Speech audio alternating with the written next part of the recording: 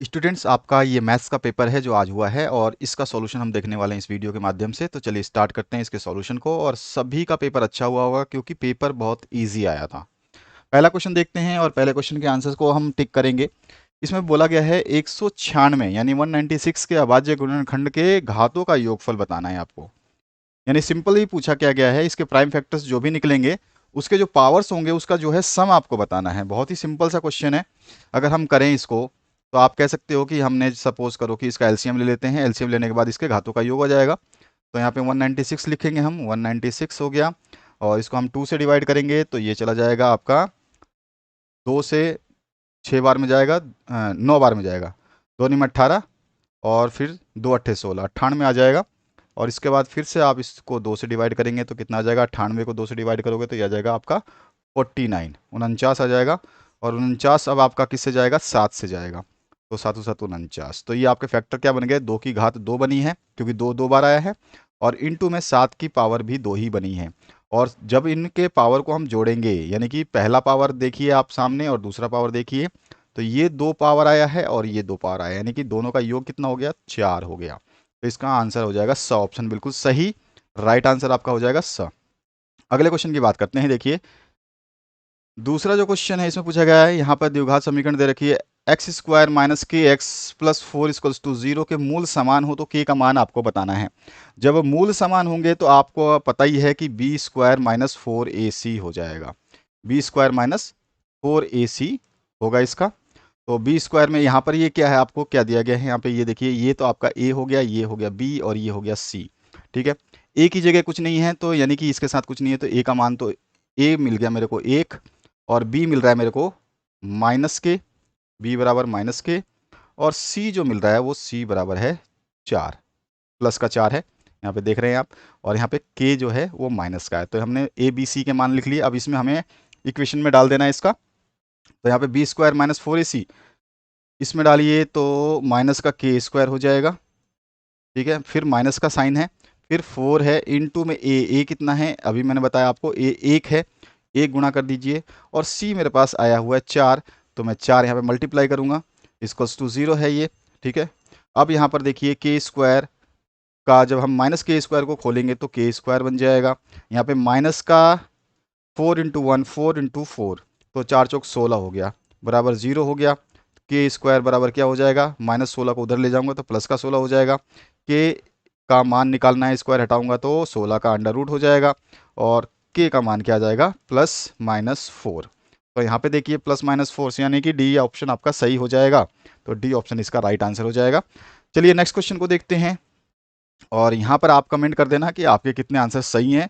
मैं सारे आपको जो है इसके प्रश्नों के उत्तर विद सॉल्यूशन बता रहा हूँ इसमें।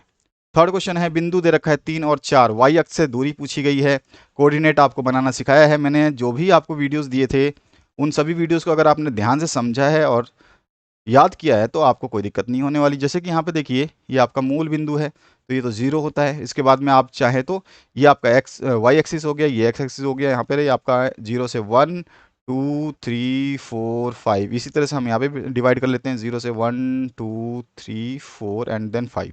अब आपको देखिए ये है x का मान और ये है y का मान। x है 3 तो यहाँ पर 0 है, ये फिर 1 है और फिर ये 2 है और ये 3 है। ठीक है, इसी तरह से y अक्ष पे देखिए 4 है तो y देख लीजिए, ये आपका 1 है, फिर 2 है, ये फिर 3 है और ये 4 है। तो ये आपके पास जो यहाँ पे कोऑर्डिनेट मिल रहे हैं, 4 तो यहाँ मेरे को मिला, 4 इधर मिला, और 3 जो है मेरे को x का मान जो है क्वेश्चन में दिया गया है, तो 3 को मिला देता हूँ इससे। अब यहाँ पर जो ये पॉइंट कटा हुआ है, आपने जो ये पॉइंट देखा यहाँ पर, ये क्या है, 3,4 को इंडिकेट कर रहा है। अब यहाँ पे पूछा क्या है, y अक्ष से दूरी पूछी है। y अक्ष से है ये आपका ये वाला। ठीक है, तो इससे दूरी जो है मतलब इसकी दूरी ये वाली हमें बतानी है। ये दूरी कितनी है, तो ये दूरी आ रही है हमारे पास 3। तो इसका आंसर क्या हो जाएगा, 3 इज द राइट आंसर। स ऑप्शन जिसने भी टिक किया बिल्कुल आंसर सही है उसका। अगले क्वेश्चन की बात करते हैं। क्वेश्चन नंबर 4 देखिए, 3x plus 2y equals to 11 को संतुष्ट करने वाला युग्म कौन सा है।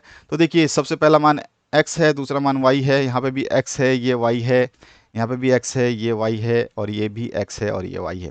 अब मेरे को इस समीकरण में x और y के मान रख देने हैं। मैं पहले मान को रखूंगा, अगर उससे संतुष्ट हो जाएगा तो ठीक है, मेरे पास क्या आना चाहिए, 11 आना चाहिए।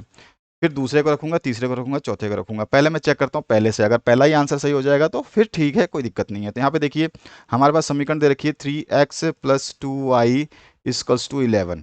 ठीक है, अब मेरे को क्या करना है, इसमें आंसर में हमें मान रखने हैं।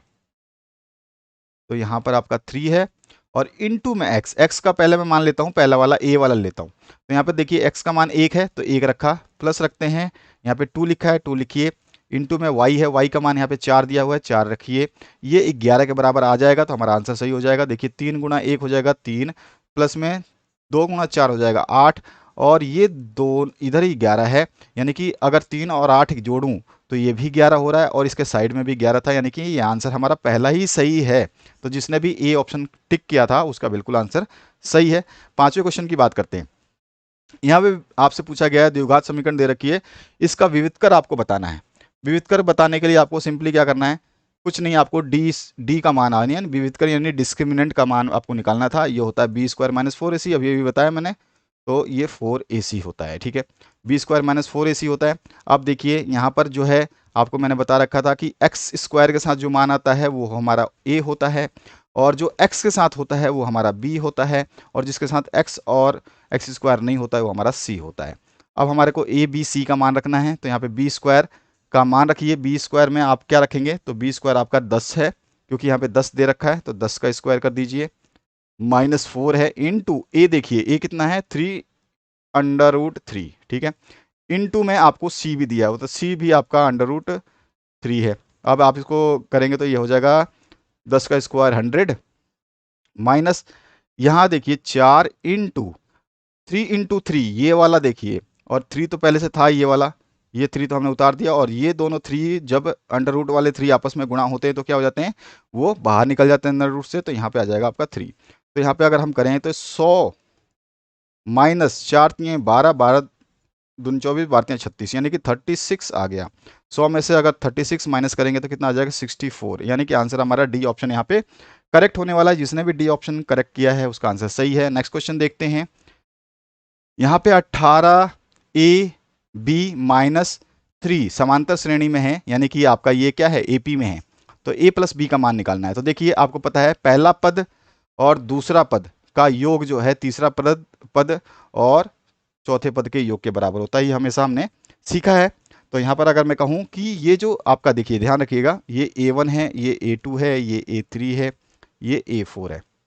मैं कहूँ a1 + a2 बराबर होगा a3 + a4 के। तो अगर मैं कहूँ कि हम अगर कॉमन डिफरेंस निकालें तो a2 - a1, यानी कि मैं कहूँ कि a2 - a1 जो है कॉमन डिफरेंस क्या होता है कि अगली घात में अगले वाले आपका जो होता है अगली संख्या, उसमें से पिछली संख्या को माइनस कर देते हैं। इस तरह से यहाँ पर जो अगली संख्या है उसमें से ये पिछली संख्या माइनस करनी है। तो a2 में से a1 अगर घटा रहा हूँ तो ये बराबर होना चाहिए a4 में से a3 का माइनस। ठीक है, अब यहाँ पर देखिए a2 कितना दिया है, a2 दिया है आपको, ध्यान देखिए a दिया हुआ है, तो ये रखा हमने a, माइनस करेंगे a1 कितना दिया है 18, तो 18 रखिए, a4 कितना दिया है -3, तो -3 रखिए, और यहाँ पे माइनस का साइन पहले से है, और a3 कितना दिया है, a3 देखिए यहाँ पर b दिया हुआ है, तो माइनस का b आ गया। ठीक है, क्योंकि माइनस का साइन तो पहले से था और a3 का मान है आपका b। अब यहाँ पे सॉल्व कर लीजिए, तो a + b का मान पूछा है हमारे से, क्वेश्चन में पूछा है a + b, तो इस -b को उधर ले जाएंगे, तो a तो पहले से ही था, ये -b इधर ले जाओगे तो ये प्लस का b हो जाएगा। ठीक है, यहाँ में -3 था ही, और ये जो 18 है माइनस का इधर लाओगे तो ये प्लस का 18 हो जाएगा। अब यहाँ पे देखिए a + b ये बराबर कितना हो जाएगा, माइनस का 3 हटा दीजिए 18 में से, तो 15 इसका राइट आंसर है। तो सा ऑप्शन फिर से आपका सही है, यानी जिसने भी सी ऑप्शन करेक्ट करा है वो बिल्कुल सही है। नेक्स्ट क्वेश्चन देखिए, यहाँ पे देखिए बोला गया है 3 sec 45 cos 45 का मान क्या होगा। तो 3 आपको तो दिया गया है। अच्छा, सबसे पहले आप बताइए sec 45 का मान क्या होता है। तो sec 45 का मान सभी को अच्छी तरह से पता होगा, अगर नहीं पता है तो आपको टेबल याद होनी चाहिए थी। तो इसका मान जो है sec 45 का कितना हो जाता है, आपका हो जाता है इसका sec 45 का √2। ठीक है, इंटू कर लीजिए, cos 45 कितना होता है, तो cos 45 होता है 1/√2। ये सारी टेबल मैंने आपको समझाई हुई है, अगर आप लोगों ने क्लास अटेंड करी है तो आपको सभी को ये पता होगा। यहाँ पे देखिए ये √2 से ये 2 कट गया, यानी कि मेरे पास आंसर क्या आ गया, 3 इंटू 1 बराबर 3, यानी कि 3 इसका राइट आंसर है। तो यहाँ पे द ऑप्शन इसका राइट आंसर होगा। जिसने भी इसमें 7वें क्वेश्चन में डी ऑप्शन करेक्ट करा है उसका राइट आंसर हो जाएगा 3। इसके बाद आइए नेक्स्ट क्वेश्चन जो 8वां है इसकी बात करते हैं। देखिए 8वें क्वेश्चन में क्या पूछा गया, वृत्त की वह जीवा जिसकी लंबाई वृत्त की त्रिज्या से दोगुना, वृत्त की त्रिज्या से दोगुना कौन सी चीज होती है, तो हमें पता है रेडियस जो है ये 2 गुना होता है तब हमारा डायमीटर बनता है। यानी कि इसको हम बोलते हैं कि आपका जो है त्रिज्या जो होती है, त्रिज्या का अगर मैं 2 गुना कर दूं तो मुझे ये व्यास मिलेगा। आप सभी को ये तो बेसिक समझाया होगा। तो मेरा आंसर हो गया कि त्रिज्या का 2 गुना जो होता है वो क्या होता है, व्यास होता है। यानी कि बी ऑप्शन इसमें डायमीटर करेक्ट आंसर हो जाएगा, बी ऑप्शन। बहुत ही सिंपल सिंपल क्वेश्चंस दिए गए हैं। अगर आपने ढंग से मैथमेटिक्स के 3-4 जो वीडियो मैंने डाले थे अगर आपने पढ़ा है तो उसमें कोई दिक्कत नहीं होने वाली है। एक वृत्त की त्रिज्या दे रखी है, यानी कि आर का मान आपको दे रखा है 3.5 सेंटीमीटर दे रखा है।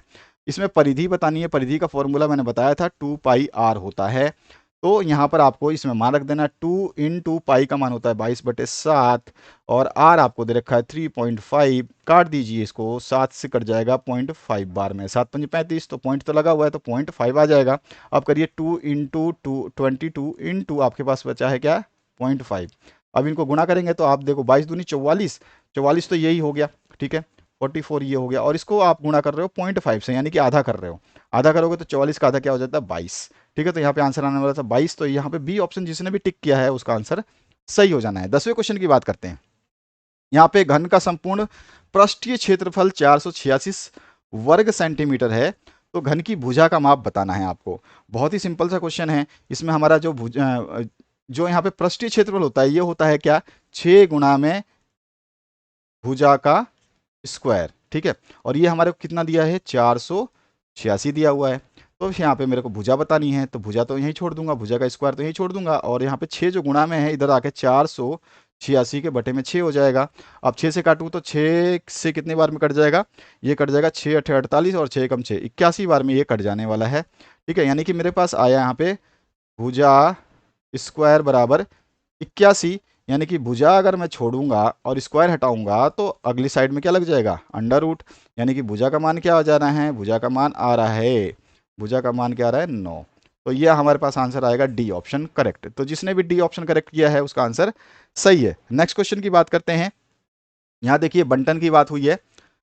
बंटन 3 5 7 4 2 1 4 3 और 4 का बहुलक, बहुलक जानते ही हैं आप, सबसे ज्यादा संख्या जो होगी वही आपका बहुलक होगा। देखिए इसमें 4 एक बार आया, फिर 2 बार आया है और फिर 3 बार आया। इसके अलावा कोई ऐसी संख्या नहीं है जो इससे ज्यादा बार आई हो।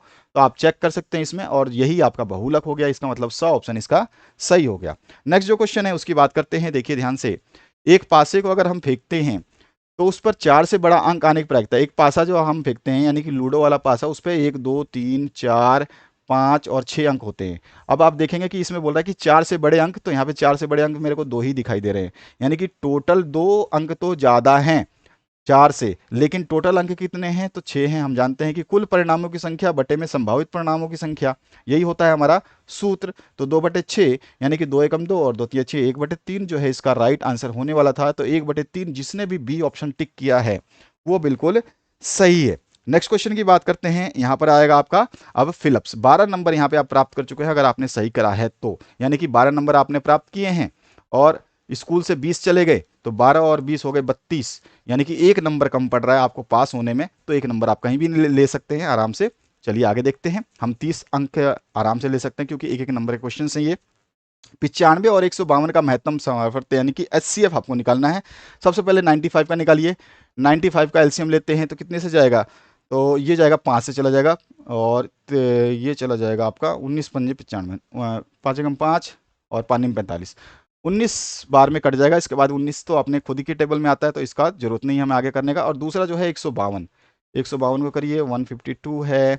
और इसको मैं अगर 2 से करूँ तो ये 2 से चला जाएगा, 2 7 14 और 2 6 12 76 आ जाएगा। फिर 2 से करूँ तो 2 3 6 और फिर 2 अट्ठे 16, 38 आ जाएगा। और फिर इसको 2 से करूँ तो 38 19 दूनी 38 19। देखिए अब एचसीएफ जानते हैं आपको, हाईएस्ट जो है कॉमन फैक्टर होता है उसी को हम एचसीएफ कहते हैं। ठीक है, तो इसमें देखिए सबसे बड़ा कॉमन फैक्टर कौन सा आ रहा है, 19 आ रहा है। इसमें भी 19 है और इसमें भी 19 है, बाकी कोई कॉमन है ही नहीं। कॉमन मतलब जो दोनों में मिल जाए, तो ऐसा कुछ नहीं है। तो 19 इसका राइट आंसर हो जाएगा। जिसने भी 19 लिखा है उसका राइट आंसर जो है फिलअप्स में 19 आएगा। नेक्स्ट जो क्वेश्चन है, व्रत पर स्थित एक बिंदु से स्पर्श रेखा खींची जा सकती है। व्रत कोई भी हो, आपका ये व्रत है, ठीक है, और इसका कोई ऊपर बिंदु है, मान लीजिए यहाँ पे बिंदु है, यहाँ से कौन सी स्पर्श रेखा, कितनी स्पर्श रेखा खींच सकते हैं। तो मैं अगर स्पर्श रेखा ये खींच दूँ तो इसके अलावा कोई स्पर्श रेखा नहीं खींची जा सकती। इसका मतलब आंसर हो जाएगा आपका कि यहाँ पर एक जो है इसका राइट आंसर हो जाएगा, 1 जो है इसका राइट आंसर हो जाएगा। नेक्स्ट जो क्वेश्चन है उसकी बात करते हैं। यहाँ पे बहुत सिंपल सा क्वेश्चन है, कोस स्क्वायर 45 डिग्री का मान आपको बताना है। अभी भी मैंने आपको बताया था कि कोस 45 का मान क्या होता है। तो कोस 45 मान होता है 1/√2, और इसका स्क्वायर बोल रहा है, क्योंकि स्क्वायर करा गया है तो स्क्वायर कर दीजिए। स्क्वायर करेंगे तो स्क्वायर हटाते ही जैसे ही आप करेंगे तो 1/2 आ जाएगा इसका आंसर। जिसने भी 1/2 इसका आंसर लिखा है वो इसका राइट आंसर है। नेक्स्ट जो क्वेश्चन है यहाँ पर देखिए, व्रत तथा उसकी स्पर्श रेखा के उभयनिष्ठ बिंदु को क्या कहते हैं। तो हम उसको क्या बोलते हैं, स्पर्श बिंदु बोलते हैं। अगर मैं लिखना चाहूं तो कैसे लिखेंगे, स्पर्श बिंदु, उसको हम क्या बोलते हैं, स्पर्श बिंदु। ठीक है, तो ये हो गया आपका स्पर्श बिंदु। नेक्स्ट जो क्वेश्चन है, यदि 5 7 9 x का समांतर माध्य 9 दे रखा है तो x का मान आपको निकालना है। बहुत ही सिंपल सा क्वेश्चन है। इसमें मतलब क्या बोला है कि आपको जितनी भी संख्याएं हैं इन संख्याओं को जोड़ दीजिए और जितने नंबर हैं उससे भाग दे दीजिए। यानी कि मैं कहूंगा कि 5 + 7 + 9 + x बटे में कितनी संख्या है ये, तो 1 2 3 4, 4 संख्या बटे में 4, और इनका समांतर माध्य दिया कितना है, समांतर माध्य मेरे को दिया है 9। देख रहे हैं आप, 9 दे रखा है तो ये बराबर हो गया 9। इधर से 4 उधर ले जाऊंगा, तिर्यक गुणा करूंगा तो ये हो जाएगा आपके पास में। इसको सॉल्व करते हैं तो 5 और 7 12 और 9 21, 21 तो ये हो गया, प्लस में x तो है ही, और इधर 9 था, इधर 4 है, ये बटे में तो उधर जाके हो जाएगा गुणे में, तो ये हो जाएगा 9 चौक 36। यानी कि मैं कहूँ कि 21 + x बराबर हो गया 36, और x का मान आएगा 36 - 21, यानी x का मान आ गया आपके यहाँ पर 36 - 21। इसका मतलब क्या हो गया, 15। यस, 15 आ गया। तो 15 जिसने भी इसका आंसर लिखा होगा तो यहाँ पे इसका 15 आंसर होने वाला था। ठीक है, तो ये इसका राइट आंसर है 15, क्योंकि 36 में से 21 घटा दीजिए तो 15 ही आएगा। इसके बाद आइए नेक्स्ट क्वेश्चन पे। यहाँ पर देखिए, दो पासों को एक साथ फेंकने पर अंकों का योग जो है 7 आने की प्रायिकता बतानी है। ये क्वेश्चन जो है थोड़ा सा आपको घुमाया गया है, बाकी इसमें कुछ खास नहीं है। देखेंगे तो आपको सभी को पता है कि एक पासे में 1 2 3 4 और 5 और फिर 6 अंक होते हैं। इस तरह दूसरे पासे में भी आपको यही अंक मिलेंगे। ठीक है, तो ये सारे अंक आपको दो पासों में देखने को मिल रहे हैं, और इसको क्या है, एक साथ फेंका जा रहा है। एक साथ अगर फेंका जा रहा है तो इसका मतलब जो है मल्टीपल आ गया, यानी कि यहाँ पे 6 नंबर है, ये भी 6 नंबर है, यानी कि टोटल जो है 36 नंबर आ रहे हैं। और इसको जब एक साथ फेंका जा रहा है तो 7 आने की प्रायिकता अगर आप चेक करेंगे तो आपको केवल और केवल 6 मिलेंगे। यानी कि 6 नंबर ऐसे हैं जो आपको मिल करके 7 अंक बनाएंगे। जैसे कि 6 ये है, ठीक है, और 6 और 1 ये 7 हो गया। ठीक है, इस तरह से 6 और 1 ये 7 हो गया। इस तरह से अगर मैं 5 और 2 बोलूं तो 7 हो गया। ठीक है, और 5 और 2 बोलूं तो ये भी 7 हो गया। इसके बाद में 4 और 3 7 हो गया, 4 और 3 7 हो गया। तो कुल मिला के अंकों की श्रृंखला अगर मैं देखना चाहूं, और अच्छा एक और है 5 और 2, ये भी है, 5 और 2 7 होता है, यहाँ पे भी 5 और 2 7 होता है। कुल मिला के अंकों की जो श्रृंखला मिल रही है, टोटल 6 ऐसे अंक है सभी को मिला करके जो मुझे दे रहे हैं 7 अंकों का जोड़ा। यानी कि 7 अंक बता रहे हैं कि अंकों का योग जो है 7 मिल सकता है। वो ऐसी 6 ही संख्याएं हैं, 6 ही पेयर हैं जो हमारे को मिल रहे हैं। 6 पेयर ये हो गए, और टोटल पेयर जो हमने देखा, क्योंकि दो पासे एक साथ फेंके जा रहे तो ये 36 हो गया, 6/36, तो 6 कम 6 और 6 6 36, 1/6, 1/6। जिसने भी इसका आंसर लिखा है उसका आंसर बिल्कुल सही है। अगले क्वेश्चन की बात करते हैं। तो नेक्स्ट जो क्वेश्चन है उसकी बात करते हैं। देखिए ये आपका है, अभी इसमें के का मान आपको निकालना है। तो के का मान निकालने के लिए कुछ भी नहीं करना है आपको। देखिए के किस मान पर समीकरण युग्म जो दे रखा है आपको, इसका ये जो दो युग्म मतलब होता है जोड़ा, इसके अनंत हल होंगे। अनंत हल होने का मैंने कंडीशन बताया था, एक हल होने का कंडीशन बताया था, यूनिक सोल्यूशन, सभी का सोल्यूशन मैंने बताया हुआ है। अनंत हल जब ही होगा जब ये a1/a2 इज इक्वल्स टू हो जाएगा b1/b2।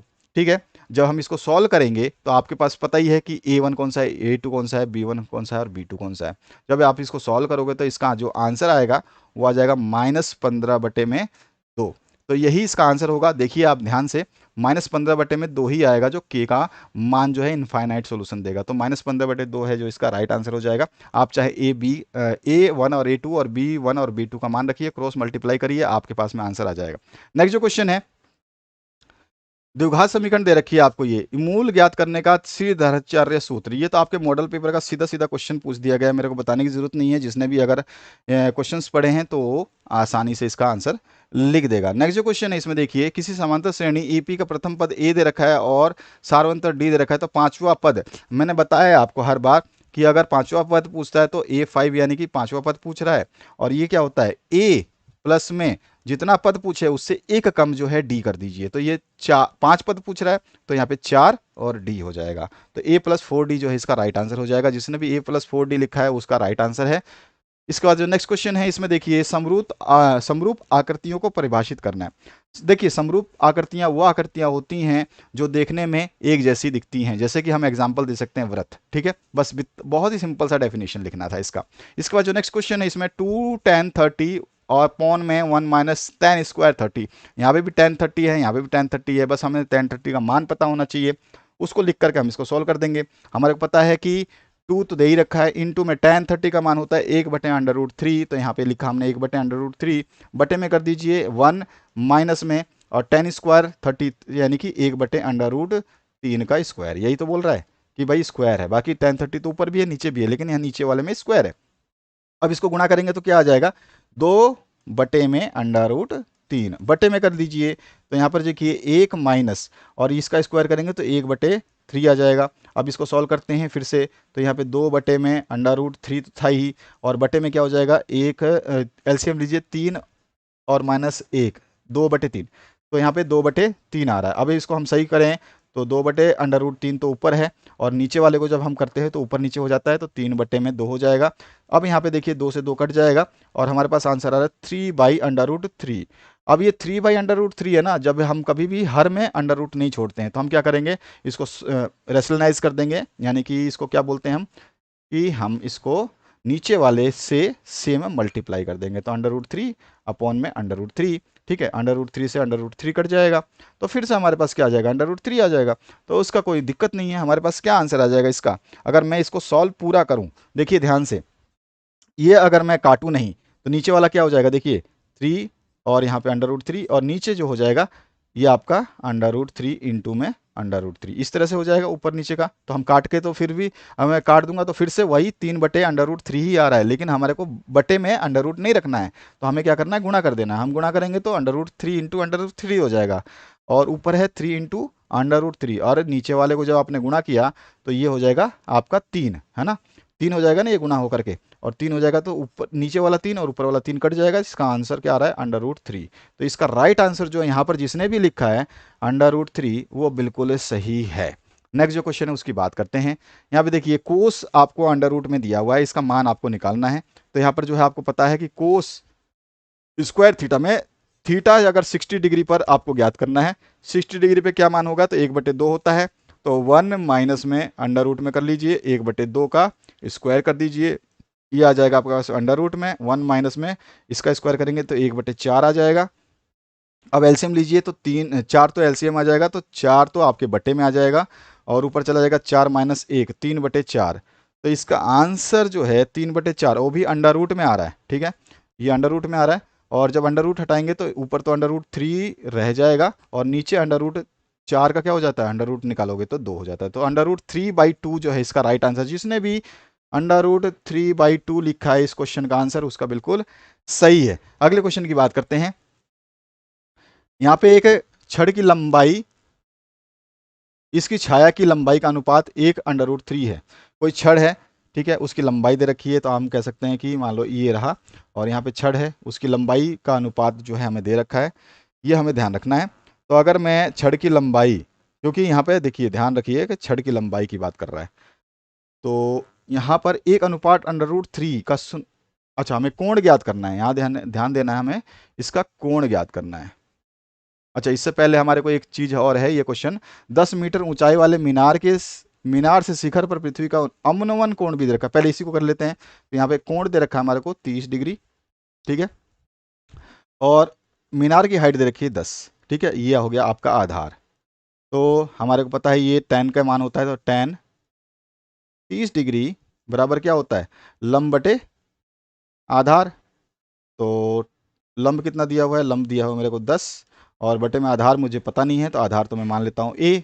अब tan 30 डिग्री कितना होता है, tan 30 डिग्री होता है आपका 1/√3 बराबर क्या हो जाएगा, 10/a, क्योंकि ये हमारे को दे रखा क्वेश्चन में, ये आधार a माना है मैंने, और लंब तो दे ही रखा है 10, आपको tan का मान पता ही है। अब इसको हम क्रॉस मल्टीप्लाई कर लें तो इधर चला जाएगा ये और इधर चला जाएगा ये, तो यहाँ पे आ जाएगा a का मान। जिसने भी a का मान निकाला होगा, किसी ने भी a का मान निकाला है, वो आ जाएगा 10/√3। तो ये इसका राइट आंसर हो जाएगा। अगला जो इसमें है आपका ऊर्ध्वाधर, हाँ, ये छड़ वाली बात करें तो छड़ में देखिए, इसमें भी वही क्वेश्चन है सेम, बस केवल आपको घुमाया गया है। ऐसे बोला है कि ये आपकी छड़ है, ठीक है, कोई एंगल बना रहा है, ये थीटा है, ठीक है, और इसका अनुपात दे रखा है 1 और 3, ठीक है। तो इसका मतलब है कि यहाँ पर जो है आपको ये बेस जो है वो कितना दे रखा है 3, और लंब कितना दे रखा है 1, तो 1/3, यानी कि ये tan थीटा होता है। और अभी भी मैंने बताया tan थीटा क्या होता है, tan थीटा का मान होता है लंब बटे आधार।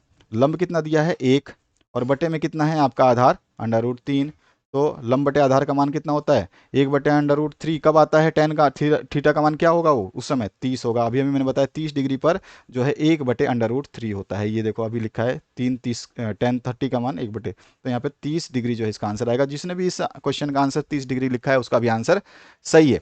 अगला जो क्वेश्चन है, यहाँ पे 3 सेंटीमीटर त्रिज्या लेकर के एक व्रत बनाना है, तो आपने जो है कोई भी एक 3 सेंटीमीटर लेना है और एक व्रत बना देना है। तो ये मैंने व्रत बनाया। अब इसने क्या बोला है कि आपका जो सेंटर है, इस सेंटर से एक जो है आपको 5 सेंटीमीटर की दूरी पर कोई बिंदु पी लेना है। तो हमने वो बिंदु पी यहाँ पे ले रखा है, ठीक है। अब इसने क्या बोला है, हमने व्रत तो बना लिया। अच्छा, अब हमें क्या करना है, इसको लंब समद्वि भाजक करना है, और इसको इस तरह से खींचेंगे तो ये ऐसे कट जाएगा। आपको बताइए मैंने करना, यहाँ पे आपको सेंटर पॉइंट मिलेगा, इस सेंटर पॉइंट से फिर आपको एक व्रत बनाना है। तो जैसे ही आप व्रत बनाएंगे तो कुछ इस तरह से ये व्रत बन जाएगा, और जहाँ पे ये व्रत काटेगा, ये व्रत जहाँ जहाँ काट रहा है आपको, वहाँ पर हमारा जो है स्पर्श रेखा बन जाएगी। तो यहाँ से स्पर्श रेखा खींच लेते हैं, तो ये रहा आपकी स्पर्श रेखा, एक तो यहाँ बन जाएगी, ठीक है, और एक स्पर्श रेखा ये बन जाएगी। जब स्पर्श रेखा को नापोगे आप, क्योंकि इसमें आपको क्वेश्चन थोड़ा सा घुमाया गया है, बाकी कुछ है नहीं ऐसा, और बाकी तो आपको पता ही है कि ये त्रिज्या कितनी हो जाएगी, ये 3 सेंटीमीटर इसने क्वेश्चन में दे रखा है, ये भी 3 है, ये भी 3 है, ठीक है।